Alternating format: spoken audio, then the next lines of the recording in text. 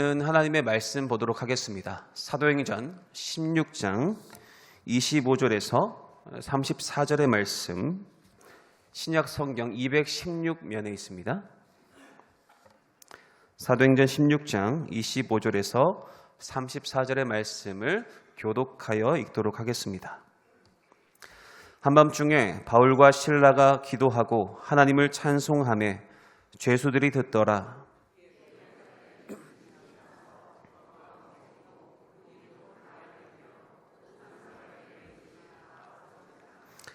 간수가 자다가 깨어 옥문들이 열린 것을 보고 죄수들이 도망한 줄 생각하고 칼을 빼어 자결하려 하거늘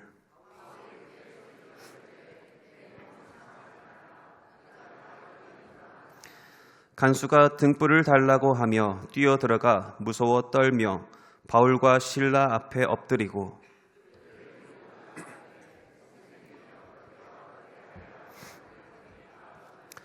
이르되 주 예수를 믿으라. 그리하면 너와 내 집이 구원을 받으리라 하고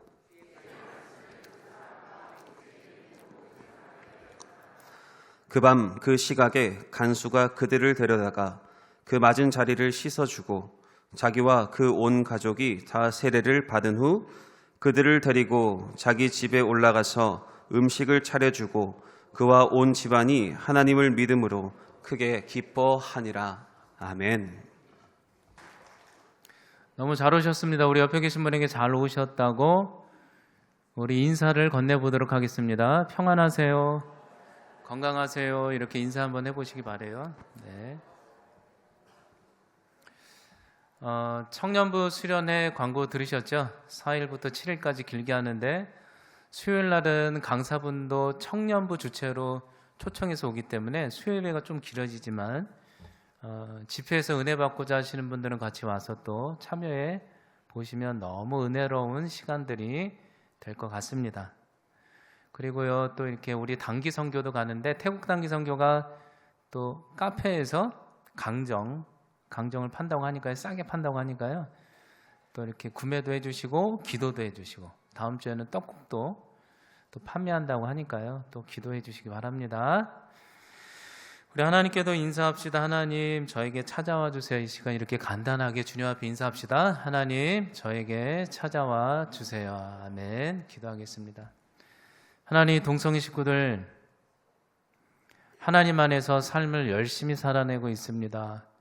하나님, 여러 가지 조건들, 힘든 일들, 기쁜 일들, 감사의 조건들, 많은 것들 가운데서도 상황 보지 않고 하나님 앞에서 날마다 기쁨으로 노래하며 열심히 살아내고 있습니다.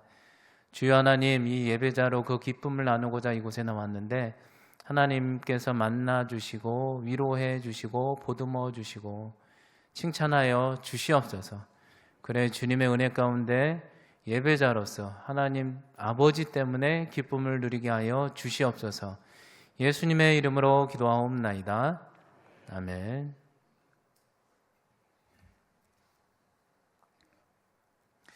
개그 우먼 김미화 씨가 출간한 책 웃기고 자빠졌네라는 서적이 있습니다. 제목이 재밌어요. 웃기고 자빠졌네. 이 책의 내용은 그렇게 웃기지만은 않아요. 자신의 사명이 웃기는 일인 줄만 알고 이 사명을 위해 온 힘을 다하여 열심히 성실히 감당했는데도 불구하고 오히려 주변 사람들의 시기나 혹은 법적 다툼, 그래서 어쩔 수 없는 방송 하차까지의 그의 인생의 억울한 경험들을 에세이 형식으로 답답함을 노래하며 적은 책입니다. 억울한 상황. 이분이 얼마나 억울했는지 자신의 묘지에도요, 이 책의 제목 웃기고 자빠졌네를 적어달라고 했을 정도입니다. 웃을 수만은 없죠. 얼마나 힘들었으면. 역설적 표현이죠. 여러분, 이처럼 우리 삶에도요, 하나님의 뜻대로, 하나님의 말씀대로 가정과 교회와 일터에 하나님의 뜻과 사명과 선교를 위해 최선을 다했는데도 불구하고 생각지 못한 주변인들로부터의 박해나 핍박 혹은 인생이 쓰러질 것 같은, 책의 제목처럼 자빠질 것 같은 억울한 고난이 찾아올 때가 반드시 있습니다. 여러분, 이와 같은 억울한 상황, 최선을 다했는데도, 하나님 앞에서 사람 앞에서 최선을 다했는데도 불구하고 당하는 인생의 한밤과 같은 이 고통의 억울한 고난의 시간 앞에 우리는 과연 어떻게 반응하고 그런 인생의 억울함을 어떻게 해석해 보면 좋을까요? 억울한 상황, 열심히 살았는데 하나님 안에서 왜 이런 억울한 일이 있지? 오늘 말씀 보겠습니다. 오늘 말씀에서도 바울 일행은, 바울과 실라는 빌립보 지역에서 사역, 전도 사역, 선교 사역을 열심히 감당하는데도 불구하고 예상치 못한 너무나도 억울한 상황을 소개하고 있는 본문의 내용입니다. 사실 오늘 본문은 16절부터 읽어야 되지만 길면 싫어할까 봐 짧게 읽었는데요. 16절에 이렇게 사건이 시작되고 있어요.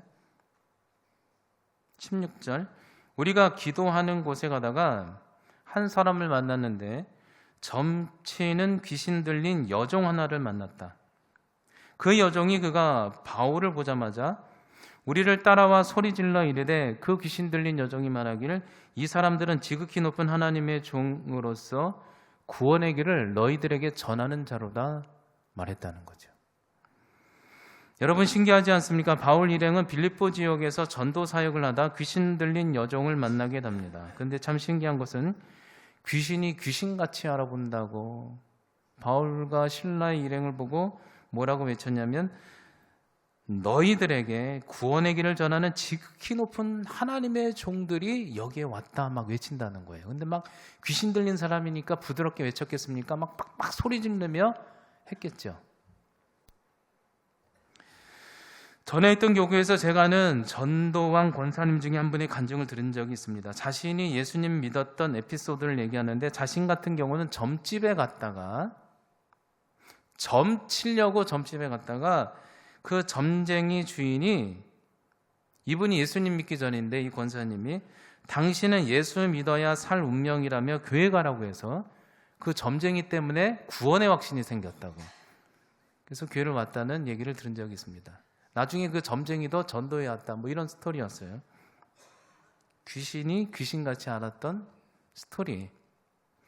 여러분, 그런데 여기까지는 좋았죠. 그런데 이 사건 이후에 바울 일행에는 매우 억울한 인생의 고난과 역경의 어떤 고통의 조각이 딱 스쳐 지나가요. 18절에 이렇게 설명하고 있어요. 바울이 이 여인의 소리 지름 때문에 너무나도 괴로워서 그 여종에 있는 귀신에게 이르되 예수 그리스도의 이름으로 그에게 나오라 했더니 귀신이 그 즉시로 나왔더라. 그래서 바울과 그 일행이 이 도시, 이 빌립보 지역에서 칭찬받을 줄 알았는데 오히려 그 여종의 주인들, 포주들이 자기의 수익이 끊어진 것을 보고 바울과 실라를 붙잡아 관과에 끌고 가서 우리 성을 이상한 풍속을 전한다는 말도 안 되는 내용으로 고발해서 상관들에게 그들을 갖다 주니 상관들이 바울과 실라의 옷을 찢어버리고 많이 친 후에 옥에 가둬버렸더라. 아주 억울한 장면을 소개하고 있습니다. 여러분, 오늘 바울과 실라는 그 인생이 얼마나 어처구니없고 억울했을까요? 빌립보 지역에서 좋은 마음으로 하나님의 뜻이기에 복음도 전했고요. 그리고 귀신 들린 여인이 안타까워서 섬겨주며 귀신까지 쫓아내며 고쳐주었는데 오히려 돌아오는 것은 왜 쓸데없이 돈줄을 막았냐며 모함과 구타, 감금, 인생의 감옥까지 갇히는 상황. 오늘 바울과 실라는 얼마나 억울했을까요? 바울과 실라는 세상 사람들에게 향한 그 분노와 억울함, 상처는 얼마나 컸을까요? 그렇게 섬겨줬는데 어쩌면 그 원망이 하나님께까지 미치지 않았을까요? 하나님, 제가 이렇게까지 주를 위해 섬겼는데 예수님 믿으면 잘 된다면서요.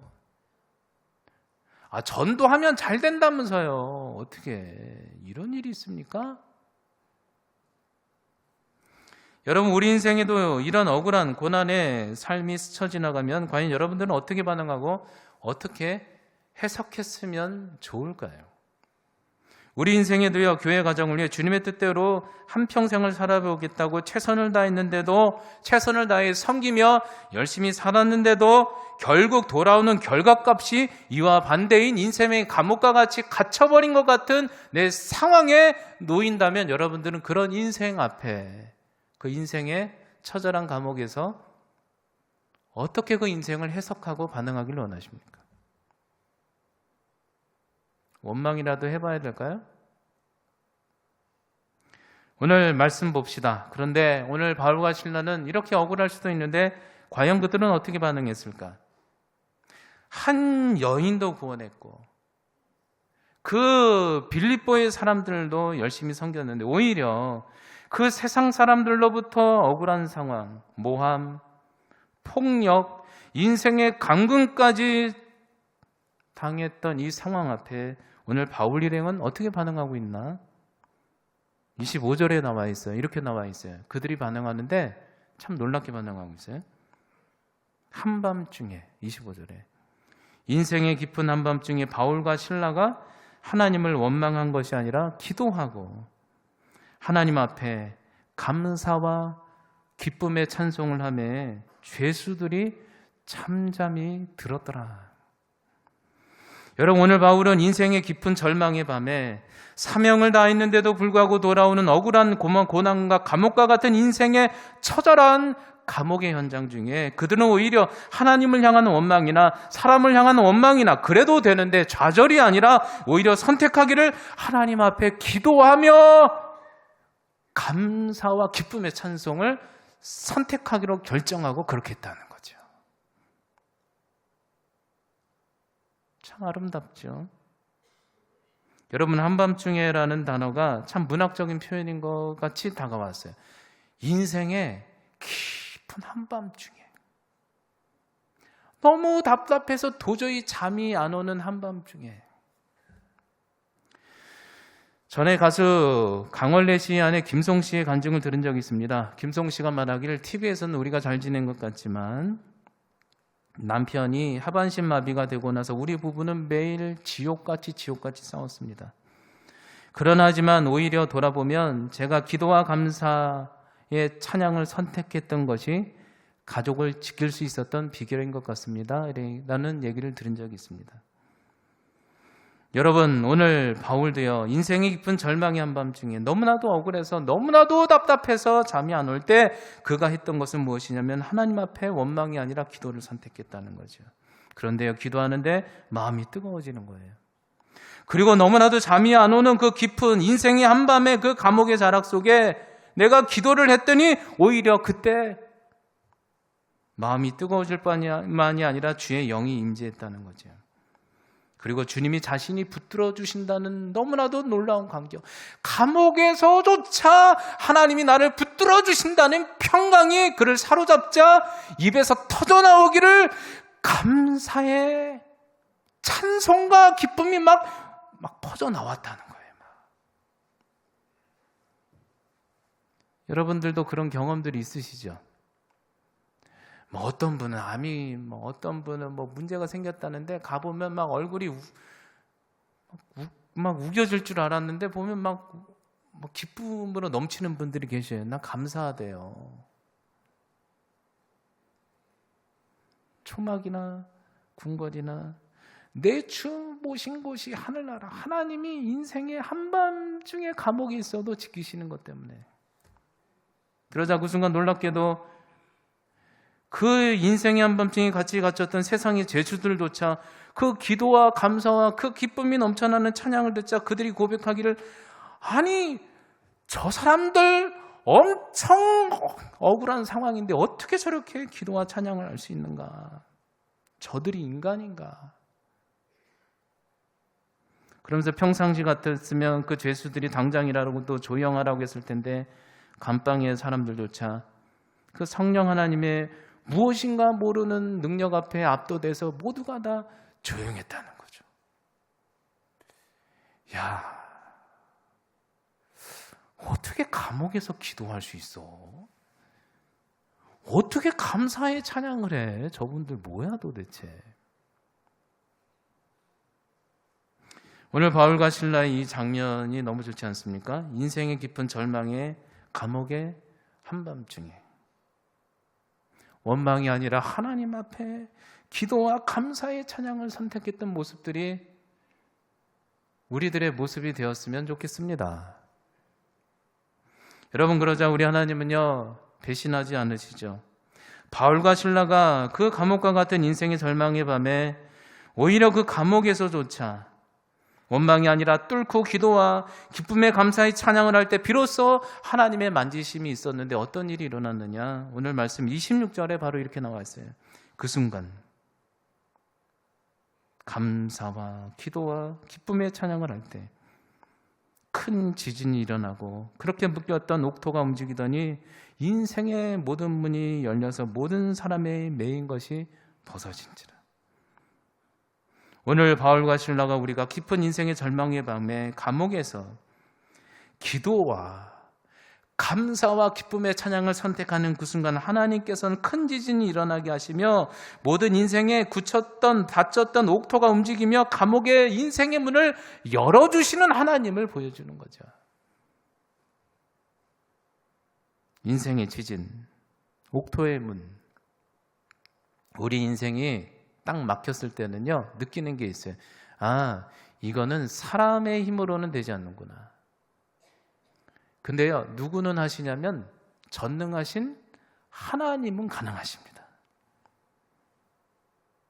이사야 22장 22절에도 이렇게 나와 있죠. 하나님께서 열면 닫을 자가 없고 닫으시면 열 자가 없다. 어느 500명이 넘는 교회에 어떤 너무 좋은 목사님이 부임하셨는데요. 설교도 너무 잘하시고 외국 유학에 학위도 취득하시고 매우 훌륭한 목사님이 부임하셨다고 합니다. 그러자 성도님들이 이런 목사님이 왔으니까 교회가 부흥되리라 기대를 했다는 거죠. 참 안타깝게도 그 목사님이 오시고 나서 설교도 그렇게 좋은데 오히려 교회가 부흥을 해야 되는데 점점 500명에서 480명, 460명, 400명까지 줄었다는 것입니다. 그러자 가장 괴로운 분이 목사님이셨겠죠. 담임 목사님. 너무나도 괴로워서 모든 자존심을 내려놓고 왜 그런가? 아니 내가 뭐가 문제인가 싶어서 그 교회에 20년을 근무하신 사찰 집사님께 물어보았다고 합니다. 뭐라고 물어봤냐면 목사님 사찰 집사님 보고 너무 답답하니까 집사님 뭐가 문제일까요? 아니 내가 이렇게 열심히 하는데 왜 이렇게 성도님들이 이렇게 다 자꾸 나갑니까? 그래서 물어보길 전임 목사님과 저와 무슨 차이가 있길래 집사님은 아실 것 같을 때 솔직히 얘기해달라고 했다고 합니다. 근데 집사님이 말씀하시길 처음에 이렇게 얘기했대요. 다 거기서 거깁니다. 전에 있는 목사님이나 지금 목사님이나 제가 봤을 때 다 좋습니다.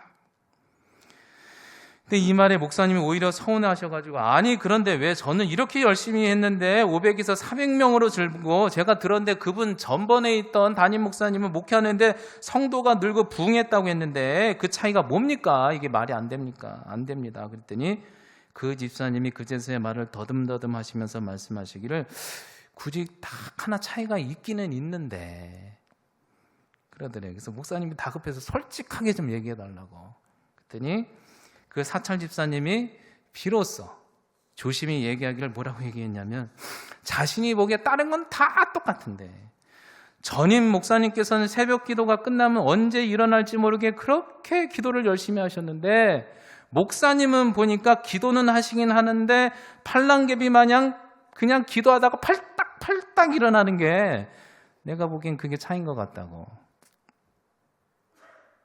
그랬다는 거죠. 여러분 모든 상황이 똑같아도 역사가 틀린 이유는 기도라는 거죠. 기도할 수 있는데 무엇을 걱정하십니까? 기도하시기 바랍니다. 만왕의 왕이 하나님께서 천지를 지진도 일으키시고 우리의 인생의 문을 여시는 하나님, 그 하나님을 바라보시기 바랍니다. 바울과 실라가 인생의 절망의 밤에 하나님 앞에 원망한 것이 아니라 기도와 감사의 찬양을 했더니 기쁨이 넘치고 놀랍게 모든 닫혔던 인생의 감옥의 문이 지진이 일어나며 열렸다는 거죠. 여러분, 그런데 여기서 중요한 질문을 해봅시다. 과연 오늘 이야기는 이것이 핵심일까? 이것이 전부일까? 과연 그렇다면 이렇게 질문해 볼 수 있죠. 왜 하나님께서는 사랑하는 성도의 그럼 처음부터 잘 되게 해주시지 왜 인생의 억울한 고난의 밤을 거치게 하실까? 바울의 일행에게도 이 복음을 전하다가 당한 이 억울한 고난의 이유가 그래서 고작 오늘의 지금까지 나눴던 것처럼 자신의 인생 중에 절망의 밤에 그 감옥에 기도와 찬양을 했더니 고작 자신의 인생의 지진과 감옥의 문이 열렸다는 간증 정도로 끝나는 것이 하나님은 우리 인생에 억울한 먼저 고난을 주신 이유인가? 여러분들은 무엇이라고 생각하십니까? 여러분들에게 인생의 고난의 밤 한밤중에 고난과 절망을 먼저 경험하게 하시는 이유는 무엇이라고 생각하십니까? 하나님께서 바울과 우리 인생에 이런 억울한 감옥과 같은 고난을 먼저 허락하셨던 이유는 고작 그 정도, 감옥문 열리는 정도, 인생의 문제가 해결되는 정도보다 더 중요한 이유는 무엇일까? 그 이유가 있다는 거예요. 오늘 성경 핵심이. 왜 바울과 실라가 여러분들이 인생의 감옥에 먼저 갇히게 됐는가? 그 이유가 오늘 27절과 30절에 이렇게 나와 있어요. 제가 읽어드릴게요. 한 사람을 주목하고 있어요. 간수가 자다가 깨어 옥문이 열린 것을 보고 죄수들이 도망간 줄 생각하고 그 간수가 그날에 원망하고 좌절해서 칼을 빼어 스스로 자결 죽고자 하거늘 그 순간 바울이 크게 소리질러 이르되 당신의 몸을 상하게 하지 마십시오. 우리가 여기 그대로 있습니다 하니 간수가 등불을 달라고 하며 뛰어들어가 무서워 떨며 바울과 실라 앞에 엎드리고 그리고 그들을 데리고 나가 그 간수가 비로소 이르되 선생들이여 내가 어찌하여 구원을 얻으리까 하니 이르되 바울이 비로소 그 간수에게 얘기하되 주 예수를 믿으라 그리하면 당신의 집과 당신이 구원을 받게 될 것입니다. 여러분, 오늘 바울과 실라가 그리고 주의 자녀들이 억울한 고난의 밤에 갇히는 이유는 하나님이 고난을 허락하시는 이유는 먼저 선행적으로 경험하게 하시는 이유는 바로 인생의 감옥, 빌립보 감옥에서 세상의 감옥에서조차 인생이 너무나도 허무하고 두려워서 죽으려 했던 한 영혼, 한 간수의 생명을 구원하기 위한 하나님의 거대한 섭리로 바울도 찾아가시고 여러분들도 고난의 흔적으로 다가가셨다는 거죠.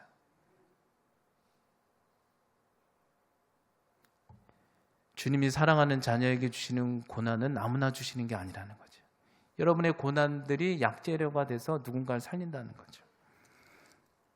여러분 보세요. 조지 큐리라는 로마 역사학자가 있습니다. 유명한 학자가 얘기하기를 로마 시대 때는 군기가 너무나도 삼엄했다고 합니다. 로마 시대 때가 역사적으로 군기가 제일 삼엄했대요. 그때는요, 간수가 죄수를 놓치게 되면 그 간수는 즉결 처형, 화형을 시켰는데 그 방식이 너무나도 참혹했다고 합니다. 어떻게 했냐면 먼저 간수가 죄인을 놓치면 간수에 먼저 그냥 바로 처형이나 화형을 시킨 것이 아니라 간수에게 옷을 벗으라고 했대요. 그리고 나서 그 옷을 다 벗으면 옷을 한 곳에 묶어두고 딱 쌓아두고 기름을 부은 다음에 그 옷을 불로 태웠대요. 그러면 간수가 그 옷을 보게 했대요. 그럼 간수가 얼마나 공포에 질렸겠어요? 그리고 나서 그 다음에 그 옷이 다 타버리면 바로 그 위에서 나무에 달아서 화형을 시켰다고 합니다. 여러분 오늘 간수는 죄수들이 다 도망간 줄 알고 그는 그렇게 느꼈을 거예요. 아, 이제는 인생에 다른 선택지가 없겠구나. 세상적으로 보면 난 여기서 끝이다. 그래서 죽음을 생각했고 그가 자살을 생각했다는 거죠. 여러분 우리도 마찬가지지 않을까요? 우리 인생에서도요 평상시 그렇게 잘 살아요. 이럭저럭 세상이 말한 대로 요거 쫓아가면 아이들을 잘 키우며 살아가는 것 같고 인생을 위해서 살아가는 것 같자가 갑자기 우리 인생의 절망의 밤이 예고도 없이 찾아옵니다. 인생이 나에게 말을 걸어올 때가 있죠. 너무 고통의 밤이 찾아와요. 예고 없이 찾아와요. 그냥 찾아오는 거예요. 열심히 살았는데 찾아와요. 근데 찾아올 때 비로소 그때 느낀 게 뭐냐면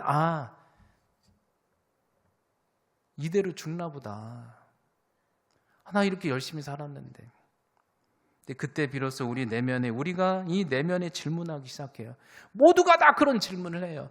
내가 평생을 이렇게 살았는데, 내가 결국 끝이 이렇게 될 줄 알았다면, 내가 뭐 그렇게 세상 것이 대단하다고 붙들며 세상의 눈치 보며 두려워하며 열심히 살았을까? 내 인생의 의미가 과연 뭐야? 나는 어디서 와서 어디로 가는 인생이야? 나는 왜 산 거야? 인생이 무슨 의미가 있어?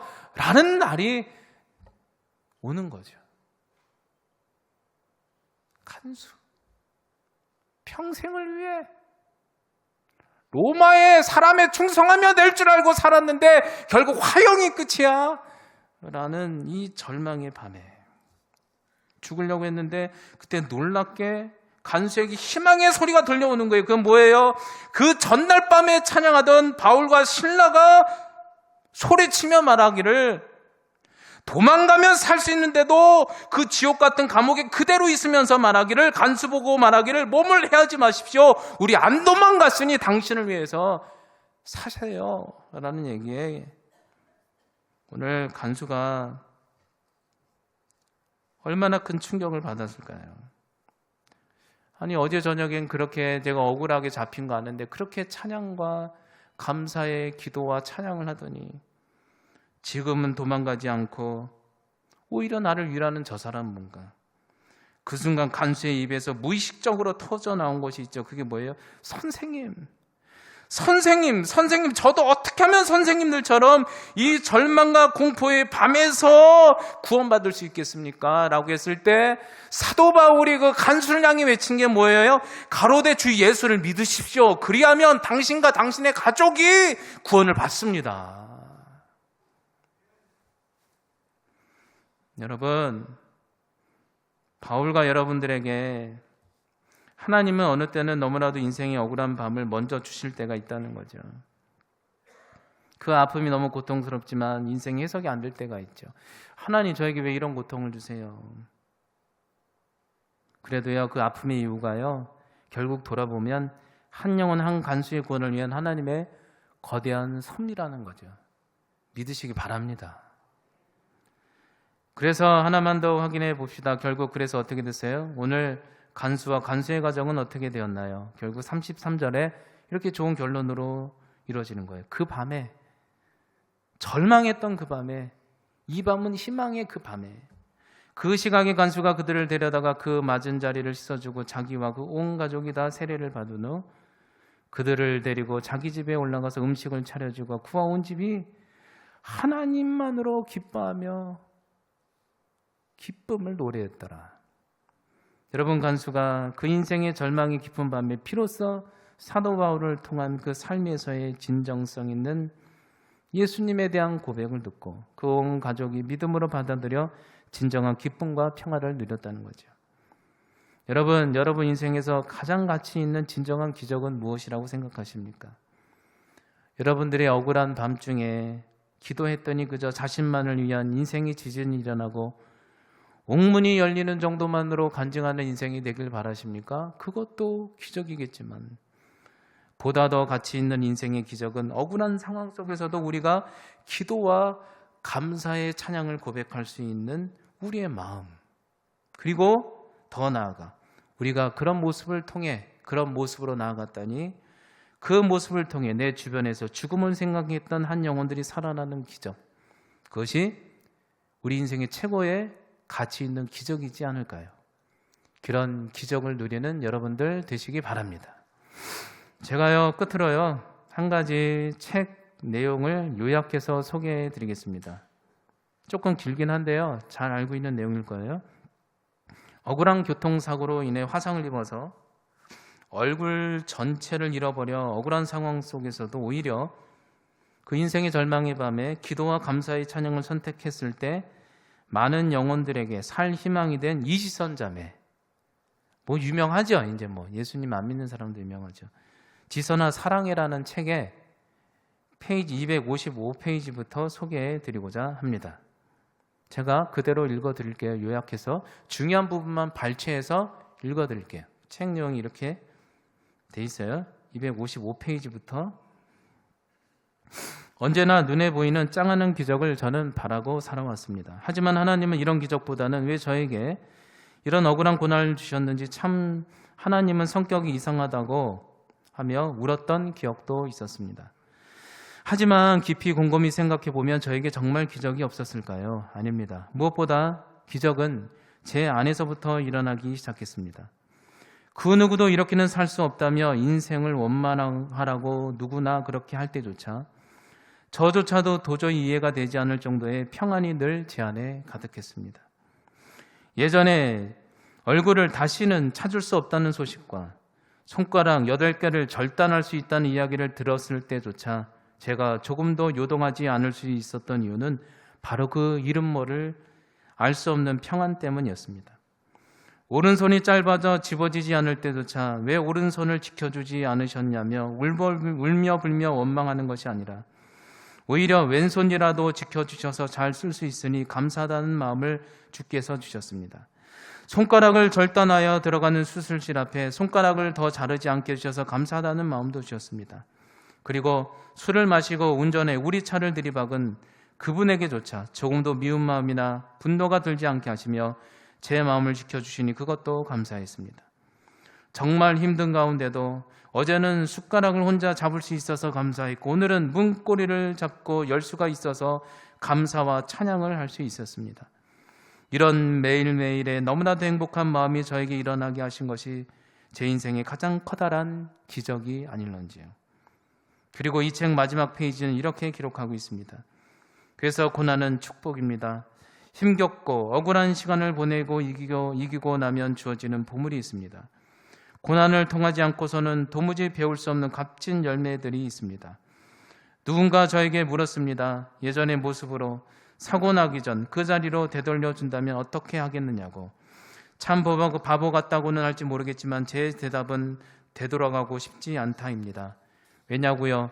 지금 제 안에 담겨있는 고난이 담겨준 축복의 보물들은 그 무엇과도 바꿀 수 없기 때문입니다. 예전에는 몰랐던 하나님의 은혜를 알게 되었고 그 사랑을 맛보았습니다. 그리고 정말 중요한 기적은 보이지 않는 곳에 있었습니다. 그래서 저는 기대합니다. 지금은 상상하지도 못했던 일들이 앞으로 제 인생에 펼쳐질 것입니다. 크고 작은 기적들이 일어날 것입니다. 지금의 이 모습이 아니고서는 그간의 아픔을 알지 못하고서는 전할 수 없는 인생의 메시지를 주님은 반드시 전하게 하실 것입니다. 이 모습이 아니고서는 만날 수 없는 이들을 만나게 하시며 이런 모습에 저만이 할 수 없는 일들을 제게 맡겨주시리라 믿습니다. 그래서 하나님은 지금 여기 여전히 살아 계십니다. 그리고 이 여인은 마지막에 책을 이렇게 고백하고 있죠. 자신의 미모와 청춘을 빼앗긴 그 순간에도 이 자매는 이 책의 마지막을 이렇게 기록하며 끝내고 있습니다. 그래서 저는 지금 행복합니다. 여러분, 오늘 바울과 실라는 빌립보에서 귀신 들린 여인을 섬기며 고쳐줬는데도 불구하고 주변의 사람들로부터 억울한 매와 감금까지 당했습니다. 그럼에도 그들은 인생의 절망의 한밤에서조차 원망이 아니라 기도와 감사와 기쁨의 찬양을 드렸다는 것입니다. 그러자 지진과 옥문도 열렸지만 보다 더 가치 있는 기적은 그 당신들이 당한 고난을 통해 죽어가던 간수와 그 가정들이 살아났다는 거죠. 여러분, 어쩌면 여러분의 인생의 차례일런지도 모르겠습니다. 여러분의 삶이 오늘 삶의 현장에도 사명을 다해 열심히 살았는데도 불구하고 여전히 해석되지 않는 인생의 절망의 깊은 밤을 보내시는 분도 계십니까? 그럼에도 걱정하지 말라는 거죠. 그럼에도 오늘의 바울과 실라처럼 기도와 감사의 기쁨의 찬양을 고백한다면 여러분들이 당한 그 인생의 고난을 통하여 여러분들의 인생의 지진과 옥문만 열리는 것뿐만이 아니라 여러분의 그 고난이 메시지가 되어서 여러분 주변에서 죽어가던 영혼들마저 살려내는 놀라운 가치 있는 기적을 체험하게 되리라 믿습니다. 기도하겠습니다. 하나님, 인생의 한밤 빌립보 감옥에서의 바울과 실라의 인생의 한밤, 최선을 다했는데도, 주님을 위해 당했는데도 내 가정과 교회와 사명과 사역터와 직장에서 감옥과 갇힌 것 같은 해석되지 않는 이 고난의 한밤중에 주여, 우리가 원망이 아니라 바울과 실라처럼 아버지 하나님 기도하며 감사의 찬양과 예배를 올려드립니다. 우리 동성애 식구들 이렇게 올려드리오니 하나님 아버지, 그 인생의 지진이 일어나게 하여 주셔서 인생의 감옥에 하나님 굳게 닫혔던 문만이 열리는 것뿐만이 아니라 그 감옥에서조차 찬양했던 그 모습을 통하여 주변에 절망하고 죽어가던 영혼들이 살아나는 놀라운 역사도 경험하게 하여 주시옵소서. 예수님의 이름으로 기도하옵나이다. 아멘.